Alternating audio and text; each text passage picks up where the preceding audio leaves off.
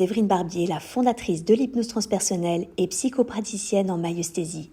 Si ce contenu vous plaît, abonnez-vous et partagez. Belle écoute.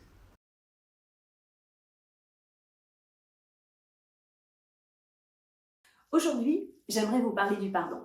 On est dans une société où il y a une vraie pression sociale sur les victimes, justement, afin qu'elles pardonnent au plus vite à leur agresseur pour se sentir mieux, d'accord? Pour avancer.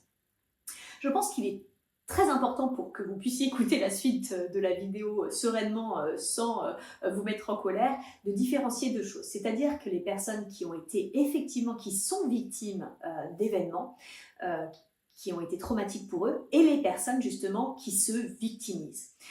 Dans les premières, les personnes qui sont victimes d'un événement traumatique, d'accord, c'est des personnes qui vont faire face à leur traumatisme, qui vont faire face à leurs émotions et qui vont justement chercher à comprendre ce qui s'est passé, à comprendre l'autre, donc souvent, parce que souvent un traumatisme est très souvent en lien avec au moins une autre personne, pour aller mieux. Donc elles vont justement, le fait de faire face, à leurs émotions et d'essayer de comprendre l'autre, c'est ce qui va leur permettre, ça va être vraiment la clé de succès de leur guérison intérieure. Elles vont rentrer du coup dans un processus de guérison. Alors qu'à l'inverse, les personnes qui se victimisent ont aussi potentiellement été d'abord des victimes, mais ensuite elles rentrent justement dans un rôle de victime et elles projettent leur souffrance, au lieu d'y faire face, elles projettent leur souffrance vers l'extérieur et finalement deviennent elles-mêmes des bourreaux. Et on rentre dans le fameux triangle de Karpman où on peut passer tour à tour du rôle de victime, de bourreau et de sauveur. D'accord ? Donc c'est hyper important de ne jamais rentrer dans ces jeux psychologiques et de faire face à notre responsabilité en tant que victime. On en a une aussi. Et c'est quoi notre responsabilité en tant que victime ? Eh bien, c'est tout simplement de commencer par reconnaître justement que l'on souffre et que ces souffrances peuvent générer des comportements déviants ou tout simplement des blocages dans notre vie. Reconnaître sa souffrance, y faire face et faire un travail thérapeutique qui peut également aider à comprendre l'autre, comprendre la personne qui nous a fait souffrir, car il est impossible sinon de pouvoir se sentir mieux si on ne fait pas ces deux étapes-là. Et c'est ce que j'aime justement avec l'hypnose transpersonnelle et également avec la maïeusthésie, avec les thérapies transpersonnelles que je propose, c'est qu'on peut faire ce travail-là. On peut aller voir aussi bien soi, ce que l'on a ressenti, mais également l'autre pour essayer de comprendre les raisons.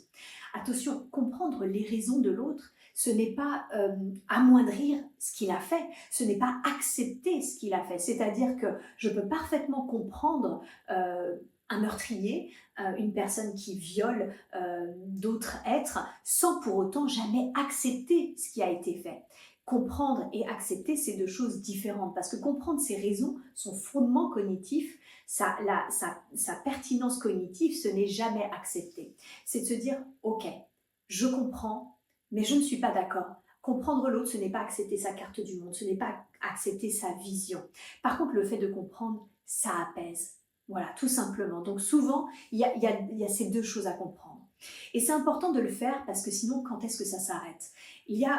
Personnellement, j'ai déjà eu à comprendre des êtres qui m'avaient fait du mal et finalement de réaliser qu'elles-mêmes étaient en souffrance. Est-ce qu'à un moment, je dois aussi m'en vouloir d'avoir mis tout ce temps, des fois des années, pour comprendre la souffrance de ces êtres qui me faisaient du mal parce qu'elles étaient même en souffrance ?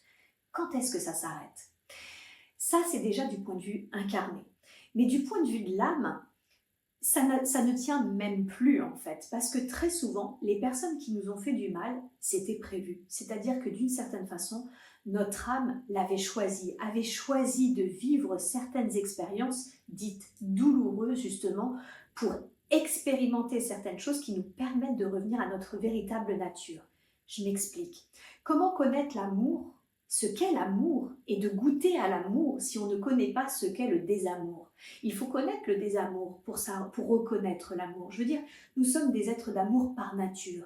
Ça, on le sait, mais on le savait d'une manière conceptuelle. On avait vraiment besoin d'expérimenter, de goûter l'amour. Et pour ça, pour savoir ce qu'est qu'un beau ciel bleu, il faut connaître la pluie. On apprécie le beau temps parce que des fois il pleut. Et bien c'est pareil.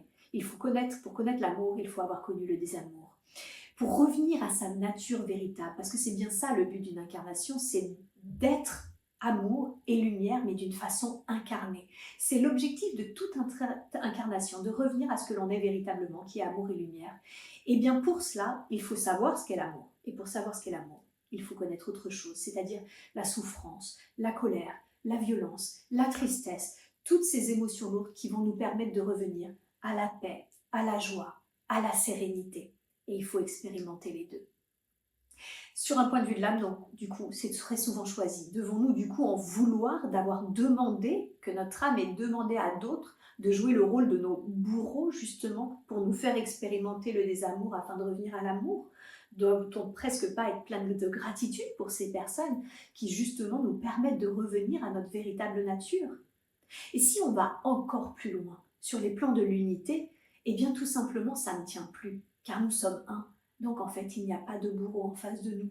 Nous nous jouons, vu que nous sommes un, à des rôles différents justement. On se joue à être des gentils, à se jouer à être des méchants, parce que ce que l'on est, c'est l'amour et la lumière, et on doit se jouer à être méchants nous-mêmes, en nous-mêmes, j'ai envie de dire, pour pouvoir expérimenter dans la matière ce que nous sommes vraiment, qui est amour et lumière.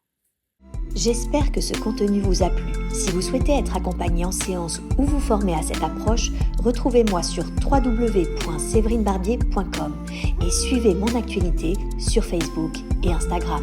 À bientôt.